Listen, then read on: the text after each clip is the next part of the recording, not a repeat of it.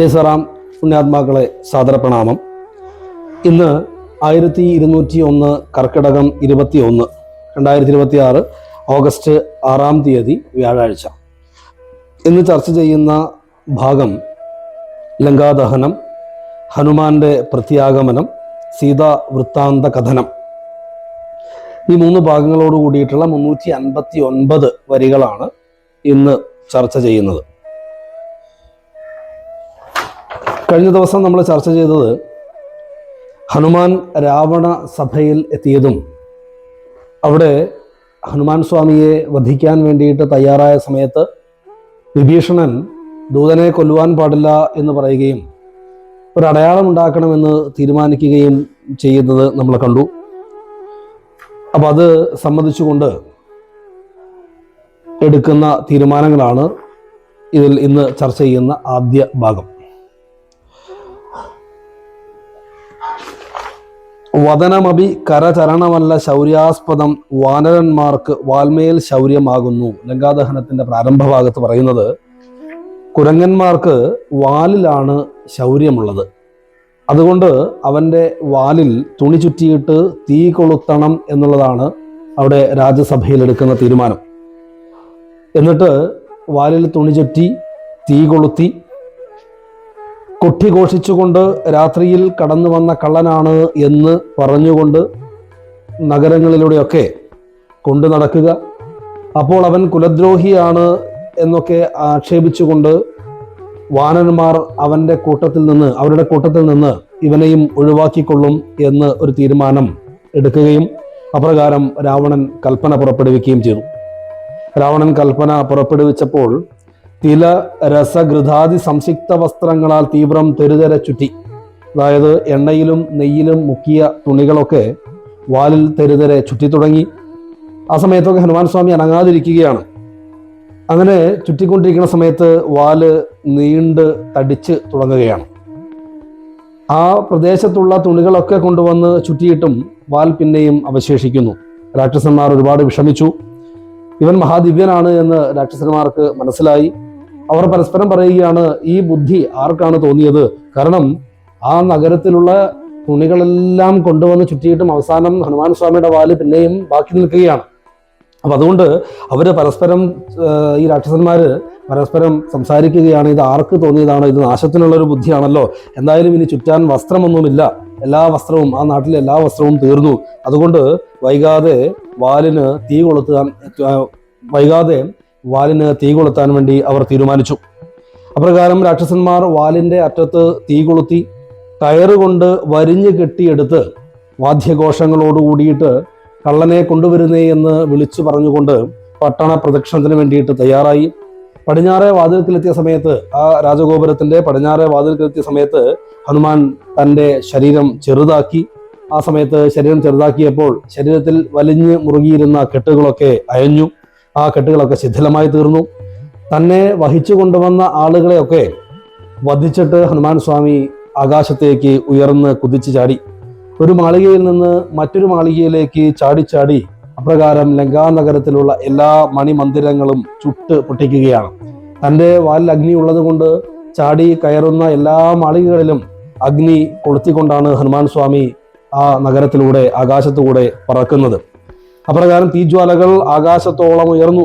ഹനുമാൻ സ്വാമിയുടെ ഹൃദയത്തിൽ മുഴുവൻ രാമമന്ത്രമാണ്. രാമപാദങ്ങൾ ചിന്തിച്ചുകൊണ്ടാണ് ഹനുമാൻ സ്വാമി ഓരോ മണിമാളികയിൽ നിന്നും മറ്റു മണിമന്ദിരങ്ങളിലേക്ക് പറന്നുകൊണ്ടേയിരിക്കുന്നത്. തീജ്വാലകൾ ആകാശത്തോളം ഉയരുകയും രാവണന്റെ രാജധാനി വെന്തു നശിച്ച വിവരം ഇന്ദ്രനോട് അറിയിക്കാൻ വേണ്ടിയിട്ട് ഞാൻ മുമ്പിലെത്തും എന്ന് മത്സരിച്ചുകൊണ്ട് പോകുന്നത് പോലെയാണ് ആ അഗ്നി ആകാശത്തിലേക്ക് ഉയരുന്നത് എന്ന് ഇവിടെ ഒരു ഉപമയായിട്ട് സൂചിപ്പിക്കുകയാണ്. കാരണം അത്രത്തോളം ആകാശത്തോളം അഗ്നി പടർന്നു എന്ന് പറയുന്നതിന് വേണ്ടിയിട്ടാണ് അപ്രകാരത്തിൽ ഒരു ഉപമ ഇവിടെ വെച്ചിരിക്കുന്നത്. എന്തായാലും സ്വർണരത്നങ്ങളെ കൊണ്ട് ഐശ്വര്യപൂർണമായിരുന്ന ലങ്കാനഗരം ഇപ്പോൾ ചാരങ്ങളെ കൊണ്ട് മൂടപ്പെട്ടു നിൽക്കുന്ന അവസ്ഥയിൽ എത്തിച്ചേർന്നു എന്ന് പറയുന്നു.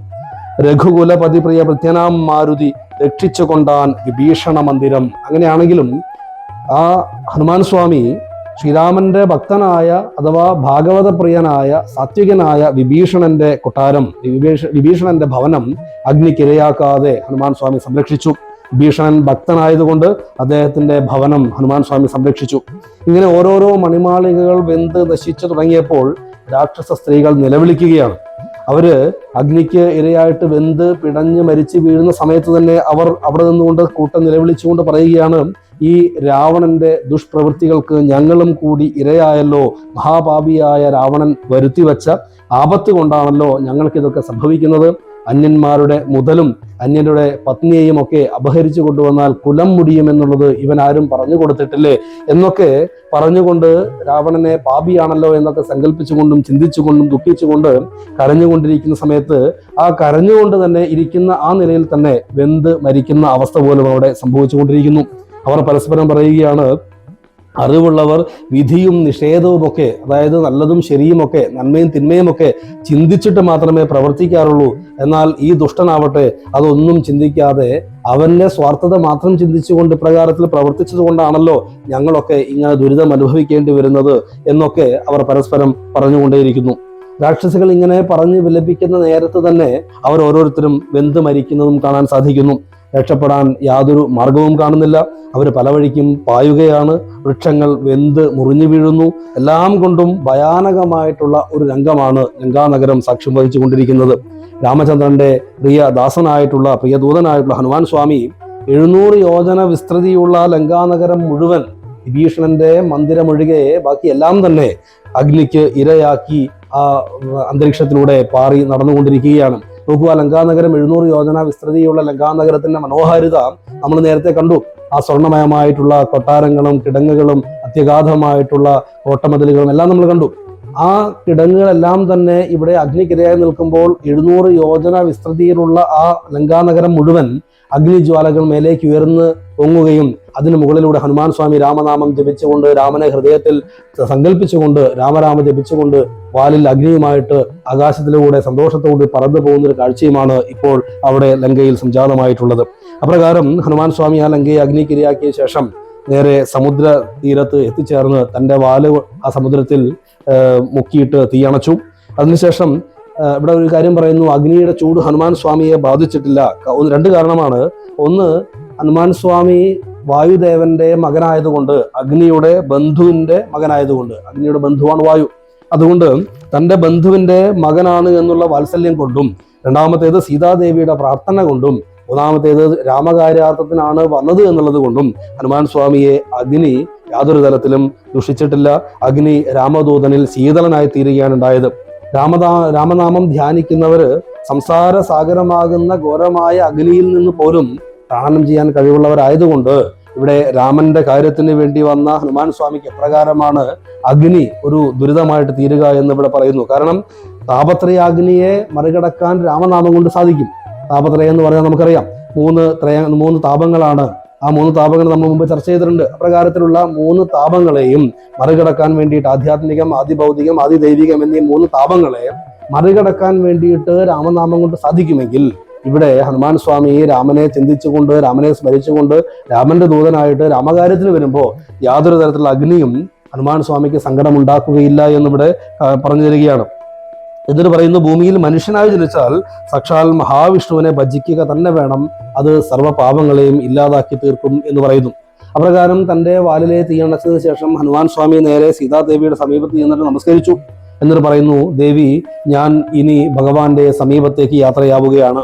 അതിന് ഭഗവതി എനിക്ക് അനുമതി നൽകിയാലും എന്ന് പറഞ്ഞിട്ട് പറയുന്നു, ശ്രീരാമദേവനും അനുജനും സുഗ്രീവനുമായിട്ട് സംഖ്യയില്ലാത്തോളം വാനര സൈന്യവുമായി ഇവിടെ വന്ന് യുദ്ധം ചെയ്ത് ദേവിയെ വീണ്ടുകൊള്ളും. അതിന് യാതൊരു തടസ്സവും ഉണ്ടാവരുത്, ഭഗവതി ദുഃഖിക്കരുത് എന്ന് പറഞ്ഞുകൊണ്ട് ഇതെല്ലാം ഇനി എൻ്റെ ചുമതലയാണ് എന്ന് സ്വയമേവ പറഞ്ഞുകൊണ്ട് ഹനുമാൻ സ്വാമി സീതാദേവിയെ നമസ്കരിക്കുന്നു. ദേവി അല്പം സങ്കടത്തോടുകൂടി പറയുകയാണ്, ഭർത്താവിൻ്റെ ചരിതമെല്ലാം പറഞ്ഞു കേൾപ്പിച്ച നിന്നെ കണ്ട് എൻ്റെ സങ്കടമെല്ലാം ഇപ്പോൾ ശമിച്ചു. പക്ഷെ ഒരു കാര്യം, ഭർത്താവിൻ്റെ വാർത്തകൾ കേട്ട് ആശ്വസിക്കാൻ വേണ്ടിയിട്ട് എനിക്ക് സാധിച്ചിട്ടില്ല. ഇനിയും ഇങ്ങനെ ദുഃഖിച്ച് ഞാൻ എത്ര കാലം കാത്തിരിക്കണം എന്ന് ചോദിക്കുകയാണ്. അത് കേട്ട് ഹനുമാൻ സ്വാമി പറയുന്നു, അമ്മ ഒരിക്കലും ദുഃഖിക്കരുത്. അമ്മേ, ഞാൻ അമ്മ ഭർത്താവിനെ പിരിഞ്ഞിരിക്കേണ്ട കാര്യമില്ല. ഞാൻ ഇപ്പോൾ തന്നെ ഭവതിയെ എൻ്റെ ചുമലിലേറ്റി ഭർത്താവിൻ്റെ സമീപത്തേക്ക് എത്തിക്കാം. എനിക്ക് അതിന് യാതൊരു ബുദ്ധിമുട്ടുമില്ല എന്ന് പറയുന്നു. ഇത് കേട്ട് സീതാദേവി സന്തോഷിച്ചുകൊണ്ട് പറയുകയാണ്, അല്ലയോ മകനെ, നിനക്കതിന് സാധിക്കുമെന്ന് നീ ഇപ്പോൾ ഇവിടെ ലങ്കയിൽ ചെയ്ത പ്രവൃത്തി കണ്ട് എനിക്ക് ബോധ്യമായി, ഞാൻ സന്തുഷ്ടനായി. പക്ഷേ ഞാൻ ഇപ്പോൾ നിന്റെ കൂടെ വരികയാണെങ്കിൽ, അഥവാ നീ എന്നെ സംരക്ഷിച്ച് രാമന്റെ സമീപത്തേക്ക് കൊണ്ട് ചെല്ലുകയാണ് എങ്കിൽ ഈ ലോകരിൽ രാമന് ദുഷ്കീർത്തി ഉണ്ടാകും. കാരണം രാത്രിയിൽ ലങ്കയിൽ എത്തിച്ചേർന്ന് നിന്നെ ഇവിടെ നിന്ന് തിരിച്ച് രാമന്റെ സമീപത്തേക്ക് കൊണ്ടുപോയി എന്ന് കേട്ടാൽ രാമൻ ശൗര്യമില്ലാത്തവനായി തീരും, അഥവാ രാമന് ശൗര്യമില്ലാത്തത് കൊണ്ടാണ് എന്നൊരു ദുഷ്കീർത്തി എൻ്റെ ഭർത്താവിന് വന്നു ചേരും. ആര്യപുത്രന് ദുഷ്കീർത്തി ഉണ്ടാകാൻ സാധ്യതയുണ്ട്. അതുകൊണ്ട് അത് വേണ്ട. നീ ഒരു കാര്യം ചെയ്യൂ, തിരികെ ചെന്നിട്ട് ഭഗവാനോട് ഈ കാര്യങ്ങളൊക്കെ അറിയിക്കുക, എൻ്റെ ഇവിടുത്തെ വൃത്താന്തങ്ങളൊക്കെ അറിയിക്കുക. അതെല്ലാം കേട്ടിട്ട് ഭഗവാൻ വാനര സൈന്യത്തോടു കൂടി ചേർന്ന് ഇവിടെ വന്ന് ഭഗവാൻ തന്നെ രാവണനെ വധിച്ച് എന്നെ തിരിച്ചു കൊണ്ടുപോവുകയാണ് വേണ്ടത്. അതുവരെ ഞാൻ എത്ര കഷ്ടപ്പെട്ടിട്ടാണെങ്കിലും എത്ര ത്യാഗം സഹിച്ചിട്ടാണെങ്കിലും ജീവനെ ധരിക്കുന്നതാണ് എന്ന് പറഞ്ഞ് ഹനുമാൻ സ്വാമിയെ യാത്രയാക്കുന്നു. അനന്തരം ഹനുമാൻ സ്വാമി ദേവിയെ നമസ്കരിച്ച് വിടവാങ്ങി തിരിച്ച് സമുദ്രത്തെ മറികടന്ന് വാനരാദികളുടെ സമീപത്തേക്ക് പ്രവേശിക്കുകയാണ്. ത്രിഭുവനവും ഉലയ മുഹുരം നലറിയിടിനാൻ തീവ്രനാദം കേട്ടു വാനര സംഘവും കരുതുവിൻ ഇതൊരു നിനതമാശ കേൾക്കായതും കാര്യമാഹന്ത സാധിച്ചു വരുന്നതും. തന്റെ വരവ് തിരിച്ചുവരവ് അറിയിക്കുന്നതിന് വേണ്ടിയിട്ട് ഹനുമാൻ സ്വാമി 3 ലോകവും കുലുങ്ങുമാറുന്ന ശബ്ദത്തിൽ ആ ഒരു രീതിയിൽ ഉച്ചത്തിൽ അലറി ഒരു ഗർജനം പുറപ്പെടുവിച്ചു. ശക്തമായ ആ അലർച്ച കേട്ടിട്ട് വാനര സംഘം പരസ്പരം പറഞ്ഞു, വദാ ഹനുമാൻ സ്വാമി വരുന്നു, ഹനുമാൻ കാര്യം സാധിച്ചു മടങ്ങി വരികയാണ്. കാര്യം സാധിച്ചത് കൊണ്ടാണ് ആ ശബ്ദം കേട്ടാൽ അറിയാം കാര്യസാധ്യം നടന്നു, സീതാദേവിയെ കണ്ടു എന്നുള്ളത് ആ ശബ്ദത്തിന്റെ ആ ഗർജനം കേട്ടാൽ തീർച്ചയായിട്ടും മനസ്സിലാക്കാൻ സാധിക്കുന്നു എന്ന് പറയുന്നു. അപ്പോഴേക്കും ഹനുമാൻ സ്വാമി മഹേന്ദ്ര പർവ്വതത്തിന് മുകളിൽ എത്തിച്ചേർന്നു. അവരെല്ലാവരും ഹനുമാൻ സ്വാമിയെ കണ്ടു. ഹനുമാൻ പർവ്വതം മുകളിൽ നിന്നുകൊണ്ട് വിളിച്ചു പറയുന്നു, ഹേ വാനരവീരരെ, ഞാൻ എൻ്റെ ലക്ഷ്യം നിറവേറ്റി, സീതയെ ഞാൻ കണ്ടെത്തി കഴിഞ്ഞു. ശ്രീരാമചന്ദ്രൻ അനുഗ്രഹത്താൽ ശ്രീരാമപത്നിയായ സീതാദേവിയെ എനിക്ക് കാണുവാൻ വേണ്ടി സാധിച്ചു. ലങ്കാനഗരവും ഉദ്യാനവും നിശേഷം ഞാൻ നശിപ്പിച്ചു. രാവണനെ നേരിൽ കണ്ട് സംസാരിച്ചു. ഇക്കാര്യം ശ്രീരാമചന്ദ്രനെ എത്രയും പെട്ടെന്ന് നമുക്ക് അറിയിക്കേണ്ടതുണ്ട്. അതുകൊണ്ട് എല്ലാവരും ഒരുമിച്ച് യാത്ര പുറപ്പെടൂ, ഭഗവാൻ ശ്രീരാമചന്ദ്രനെ നമുക്ക് കണ്ട് ഈ സന്തോഷ വാർത്ത അറിയിക്കണം എന്ന് പറയുകയാണ്. വാനരന്മാരെല്ലാവരും ഹനുമാൻ സ്വാമി ആദരിക്കുന്നു, കെട്ടിപ്പിടിക്കുന്നു, വാലിന്റെ അഗ്രം പിടിച്ച് ചുംബിക്കുന്നു. കാരണം ആ വാനര സൈന്യത്തിന്റെ ജീവൻ രക്ഷിച്ചതാണ് ഹനുമാൻ സ്വാമി. മാത്രമല്ല വലിയൊരു ദൗത്യം നിറവേറ്റാൻ വേണ്ടിയിട്ട് സുഗ്രീവന്റെ ആജ്ഞയനുസരിച്ച് ശ്രീരാമകാര്യത്തിന് വേണ്ടിയിട്ട് പോയ ഹനുമാൻ സ്വാമി ആ ലക്ഷക്കണക്കിന് വാനരന്മാരുടെ പ്രതിനിധിയായിട്ട് ലങ്കയിൽ ചെന്ന് ലങ്കാനഗരത്തെ നിശേഷം മുടിപ്പിച്ച് രാവണനെ നേരിട്ട് കണ്ട് കാര്യം പറഞ്ഞ് സീതാദേവിയെ കണ്ട് തിരികെ രാമന്റെ സന്നിധിയിലേക്ക് വരികയാണ്. അവർക്കുണ്ടായ ആനന്ദം പറഞ്ഞറിയിക്കാൻ സാധ്യമല്ല. അവരെല്ലാവരും ഹനുമാൻ സ്വാമിയെ മുൻനിർത്തിയിട്ട് രാമനാമം ജപിച്ചുകൊണ്ട് ഭഗവത് സന്നിധിയിലേക്ക് അത്യാഹ്ലാദത്തോടുകൂടി പുറപ്പെടുകയാണ്. അവർ പ്രസവണ പർവ്വത സമീപത്തെത്തിയപ്പോൾ അവിടെ കായ്കനികളും തേനും ധാരാളമുള്ള ഒരു സ്ഥലമുണ്ട്. അത് സുഗ്രീവൻ സംരക്ഷിച്ചിരിക്കുന്ന ഒരു മധുവനമാണ്. ആ മധുവനം കണ്ട സമയത്ത് വിശപ്പും ദാഹവും കൊണ്ട് ക്ഷീണിതരായ കവികൾ അംഗദനെ വണങ്ങി അനുവാദം വാങ്ങി അകത്തേക്ക് പ്രവേശിച്ചു. അവിടെ നമ്മൾ നേരത്തെ കണ്ടു, മുമ്പൊരിക്കലും നമ്മൾ പറഞ്ഞു, രാമകാര്യാർത്ഥമായി ആശു പോകും വിധവും അശനശയനങ്ങളൊന്നുമേ പാർക്കയില്ല എന്നുള്ളത്. ഇവിടെ രാമന്റെ കാര്യത്തിന് പോകുന്നത് കൊണ്ട് അവരാരും തന്നെ വിശപ്പോ ഭക്ഷണമോ അറിഞ്ഞിരുന്നില്ല, അല്ലെങ്കിൽ അതിനുവേണ്ടി പരിശ്രമിച്ചിരുന്നില്ല. എന്നാൽ ഇവിടെ രാമകാര്യം സാധിച്ചു, തങ്ങളുടെ ചുമതല നിർവഹിക്കപ്പെട്ടു എന്ന് കണ്ടപ്പോഴാണ് അവർ വിശപ്പിനെ കുറിച്ച് ദാഹത്തെക്കുറിച്ചൊക്കെ ചിന്തിക്കുന്നത് പോലും. വരുന്ന വഴിയിൽ ആ മധുവനം കണ്ട സമയത്ത് സേനാനായകനായ അംഗദനോട് ചോദിച്ചിട്ട് ആ വാനന്മാർ ആ മധുവനത്തിലേക്ക് പ്രവേശിച്ചു. ഇഷ്ടം പോലെ അവിടുന്ന് കായ്കനികൾ പറിച്ചു ഭക്ഷിച്ചു, തേൻ കുടിക്കുകയൊക്കെ ചെയ്തു. അപ്പോഴാണ് സുഗ്രീവന്റെ ആജ്ഞയനുസരിച്ച് മധുവനം സംരക്ഷിക്കുന്ന ദധിമുഖൻ എന്ന ആൾ, ദധിമുഖൻ കോപിച്ച് അവരെ തടയാൻ വേണ്ടിയിട്ട് ഭൃത്യന്മാരെ നിയോഗിച്ചു.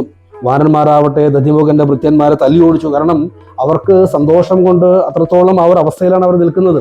അതുകൊണ്ട് അവർക്ക് ഭൃത്യന്മാരെയെല്ലാം തല്ലി ഓടിച്ചു. ഉടൻ തന്നെ ദധിമുഖൻ സുഗ്രീവന്റെ സമീപത്തെത്തിയിട്ട് പറഞ്ഞു, പ്രഭു, അംഗദാദികളായിട്ടുള്ള വാനരന്മാർ ആ മധുവനത്തെ നശിപ്പിക്കുകയാണ്. നോക്കൂ, സുഗ്രീവൻ സംരക്ഷിക്കുന്ന ആ മധുവനം സുഗ്രീവന്റെ ആജ്ഞ അനുസരിച്ച് ദധിമുഖൻ സംരക്ഷിക്കുന്നു. ആ മധുവനത്തിലാണ് അംഗദന്റെ സൈന്യം ആ മധുവനത്തെയാണ് തല്ലി തകർത്തുകൊണ്ടിരിക്കുന്നത്. അത് കേട്ടപ്പോൾ അമ്മാവനായ ദധിമുഖന്റെ വാക്കുകൾ, സുഗ്രീവന്റെ അമ്മാവനാണ് ദധിമുഖൻ, അമ്മാവനായ ദധിമുഖന്റെ വാക്കുകൾ കേട്ട സമയത്ത് സുഗ്രീവന് യഥാർത്ഥത്തിൽ കോപമുണ്ടാവേണ്ടതാണ്. കാരണം താൻ സംരക്ഷിക്കുന്ന മധുവനം വാനരന്മാർ തല്ലിച്ചതയ്ക്കുന്നു, അതും അംഗദന്റെ നേതൃത്വത്തിൽ തല്ലിച്ചതയ്ക്കുന്നു എന്ന് കേട്ടപ്പോൾ യഥാർത്ഥത്തിൽ കോപമുണ്ടാകേണ്ട സുഗ്രീവൻ സന്തോഷത്തോടുകൂടി ശ്രീരാമനോട് പറയുന്നു, വാനരന്മാർ കാര്യം സാധിച്ചിട്ടാണ് വരുന്നത് എന്ന് മനസ്സിലായി. കാരണം അല്ലാതെ അവർ അത്തരത്തിൽ മധുവനത്തെ ആക്രമിക്കുകയില്ല. അവർക്ക് ആ സന്തോഷം, വാനര ചാബല്യം കൊണ്ട് ആ സന്തോഷമുണ്ടായ സമയത്ത് അവരത് പ്രകടിപ്പിക്കുന്നത് ആ മധുവനത്തിൽ കയറിയിട്ട് അവിടെയുള്ള കായ്കനികൾ പിടിച്ചു പറിച്ചിട്ടും ആ തേൻ പരസ്പരം അങ്ങോട്ടും ഇങ്ങോട്ടും ശരീരത്തിലേക്ക് പതിപ്പിച്ചിട്ടും അപ്രകാരത്തിൽ ആനന്ദത്തോടു കൂടിയിട്ട് അവർ ആർത്തുല്ലസിക്കുന്ന കാഴ്ചയാണ്. അതുകൊണ്ട് തീർച്ചയായിട്ടും വാനരന്മാർ കാര്യസാധ്യം നടത്തിയിട്ടുണ്ടാകും എന്നതിന് സംശയമില്ല എന്ന് സുഗ്രീവൻ തീർപ്പ് കൽപ്പിക്കുകയാണ്. എന്നിട്ട് ദശമുഖനോട് പറയുന്നു, അവരെ ഇങ്ങോട്ട് കൂട്ടിയിട്ട് വരൂ, വെറുതെ അവരെ ഒന്നും ചെയ്യേണ്ടതില്ല, അവരെ ഇങ്ങോട്ട് കൂട്ടിയിട്ട് വരൂ എന്ന് പറയുന്നു. ദതിമുഖൻ അപ്രകാരം സുഗ്രീവന്റെ ആജ്ഞ അനുസരിച്ച് അംഗദനെ പോയി കാണുകയും അംഗദനോട് ഹനുമാൻ സ്വാമിയെ കൂട്ടിയിട്ട് വരാൻ വേണ്ടിയിട്ട് കൽപ്പിക്കുകയും ചെയ്യുന്നു. സുഗ്രീവന്റെ നിയോഗം അറിയിച്ചു. അപ്രകാരം ഹനുമാൻ സ്വാമിയും അംഗദാദികളും വാനര സൈന്യവും സുഗ്രീവ സന്നിധിയിലേക്ക് രാജസമീപത്തേക്ക് ചെന്നു. അവിടെ കണ്ട കാഴ്ചയാകട്ടെ കണ്ണിന് അമൃതധാരയായിട്ട് മാറി. കാരണം ഈശ്വരന്മാരാൽ സേവിതനായിട്ടുള്ള ശ്രീരാമൻ, പൂജ്യനായിട്ടുള്ള ശ്രീരാമൻ, പരമാത്മസ്വരൂപനായ ശ്രീരാമൻ, രാക്ഷസ വംശത്തിന് കാലനായി രാജവംശത്തിൽ പിറന്ന കോമളരൂപനായിട്ടുള്ള ശ്രീരാമൻ അവിടെ സുഗ്രീവനാൽ സേവിക്കപ്പെട്ട് ലക്ഷ്മണനാൽ സേവിക്കപ്പെട്ട് അവിടെ ധ്യാനനിരതനായിട്ട് സീതാദേവിയെ ചിന്തിച്ചുകൊണ്ട് ഇരിക്കുന്ന ആ സമയത്ത് അവിടെ എത്തി വാനരന്മാരെല്ലാവരും ശ്രീരാമനെ സാഷ്ടാംഗം നമസ്കാരം ചെയ്തു. അതിനുശേഷം വാനരന്മാർ രാജാവായ സുഗ്രീവനെ വന്ദിച്ചു നിൽക്കുന്ന സമയത്ത് ഹനുമാൻ സ്വാമി പൂർണ്ണ സന്തോഷത്തോടുകൂടി ശ്രീരാമചന്ദ്രനോട് പറയുന്നു, കനിവിനോട് കണ്ടേൻ അഹം ദേവിയെ തത്ര കർപ്പുരേന്ദ്രാലയെ സങ്കടമിനിയേ. അല്ലയോ ശ്രീരാമ, ഞാൻ കണ്ടു, അങ്ങയുടെ കനിവ് കൊണ്ട് കണ്ടു, ഞാൻ ദേവിയെ കണ്ടു. കർപ്പുരേന്ദ്രാലയെ, രാക്ഷസന്റെ രാവണന്റെ കൊട്ടാരത്തിൽ സങ്കടമില്ലാതെ യാതൊരു തടസ്സവും കൂടാതെ ഞാൻ സീതാദേവിയെ കണ്ടു എന്ന് പറയുന്നു. ആ കണ്ടു എന്ന വാക്ക് പ്രഭു അടിയൻ നിഷ്പ്രയാസം സമുദ്രം ചാടിക്കടന്ന് ഞാൻ രാവണന്റെ ലങ്കയിലെത്തി ലോകമാതാവിനെ കണ്ടു എന്ന് പറയുകയും ദേവി ആദ്യമായി തിരുമനസിനെ കുറിച്ച് എന്നോട് ചോദിച്ചു. പിന്നീട് ലക്ഷ്മണനെ കുറിച്ച് ചോദിച്ചു. അതായത് ആദ്യം ശ്രീരാമന്റെ വിശേഷം അന്വേഷിച്ചു, പിന്നെ ലക്ഷ്മണന്റെ കാര്യം അന്വേഷിച്ചു. അഴിഞ്ഞ് ചിതറിയ തലമുടിയോട് കൂടിയിട്ട് മലിനമായിട്ടുള്ള വേഷത്തോടു കൂടിയിട്ട് ദേവി അശോകവനിയിലെ ശിംശബാ വൃക്ഷച്ചുവട്ടിൽ ഇരിക്കുകയാണ്. ഉപവാസം കൊണ്ട് മെലിഞ്ഞ് ദുഃഖിച്ച് കണ്ണുനീർ വാർത്ത് സദാ സമയവും രാമനാമം ജപിച്ചുകൊണ്ട് കാവൽക്കാരായ രാക്ഷസിമാരുടെ നടുവിൽ സീതാദേവിയെ കണ്ടപ്പോൾ ഞാൻ അടുത്തു പോകാതെ സൂക്ഷ്മശരീരിയായിട്ട് ഒരു വൃക്ഷത്തിന്റെ കൊമ്പിൽ മറഞ്ഞിരുന്നു. എന്നിട്ട് പൂർവ്വചരിത്രങ്ങളെല്ലാം മെല്ലെ മെല്ലെ ഞാൻ പറഞ്ഞു കേൾപ്പിച്ചു.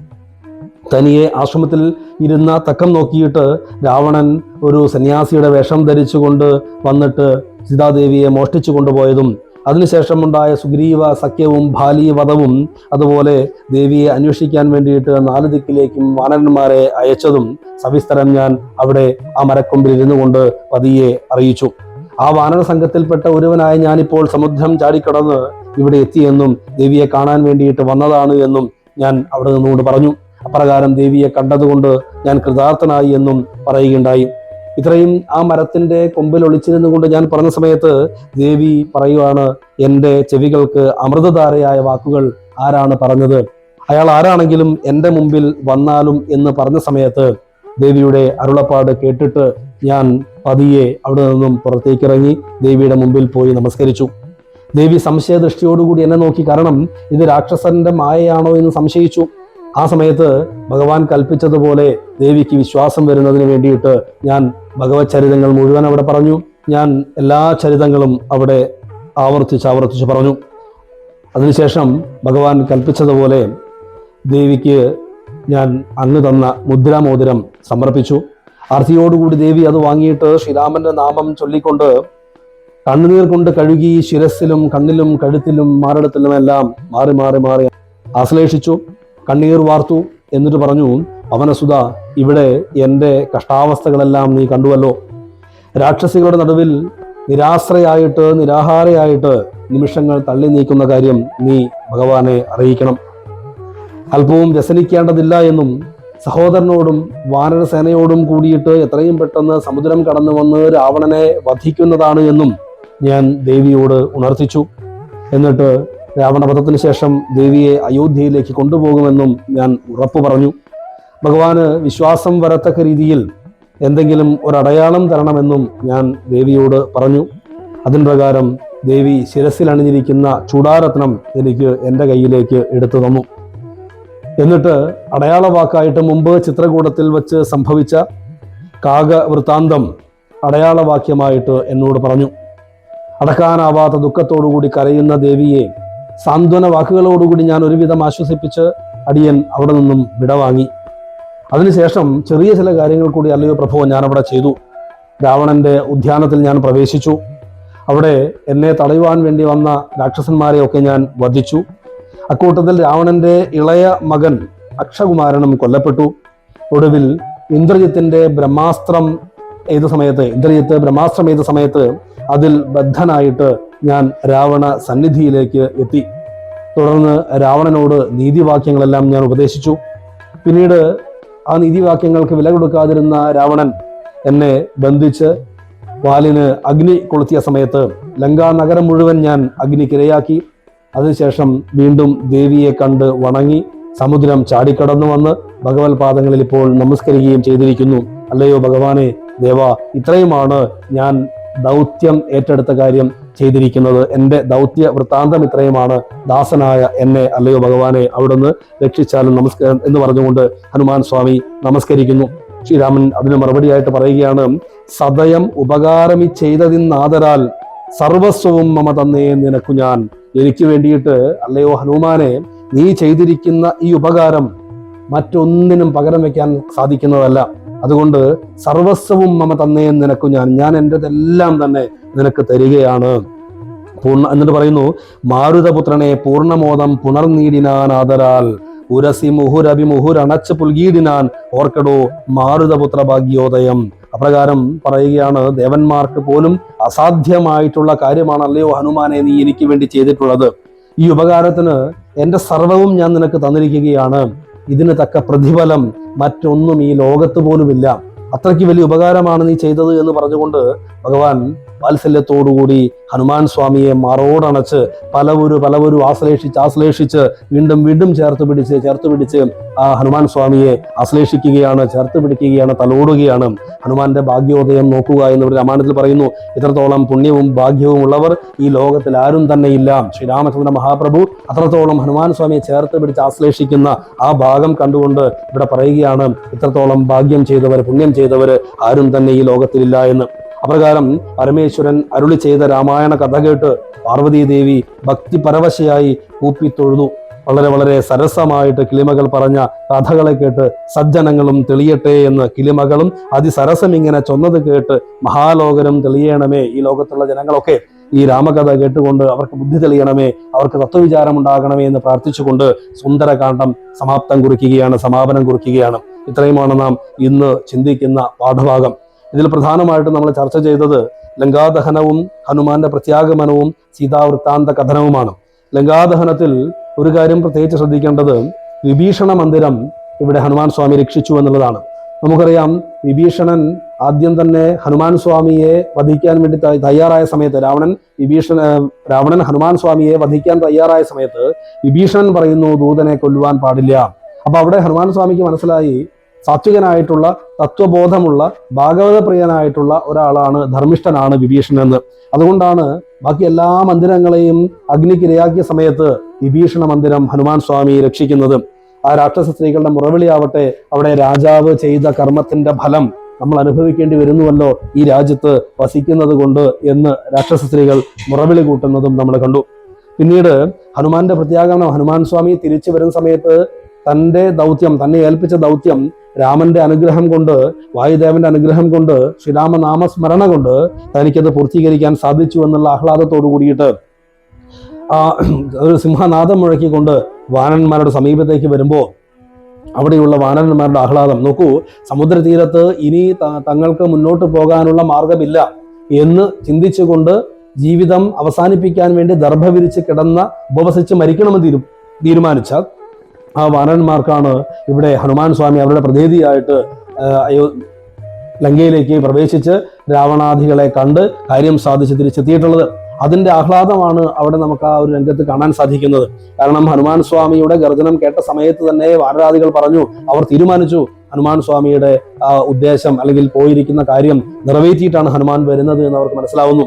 അതിനുശേഷം അവർ മധുവനത്തിൽ പ്രവേശിച്ചിട്ട് സുഗ്രീവന്റെ നിയന്ത്രണത്തിലുള്ള ആ മധുവനത്തിൽ പ്രവേശിച്ചിട്ട് അവരുടെ അത്യാഹ്ലാദം കൊണ്ട് അവർ കാണിച്ചു കൂട്ടുന്ന വേലകളൊക്കെ നമുക്കവിടെ ദൃശ്യമായിട്ട് തന്നെ നമുക്ക് കാണാൻ സാധിക്കുന്നു.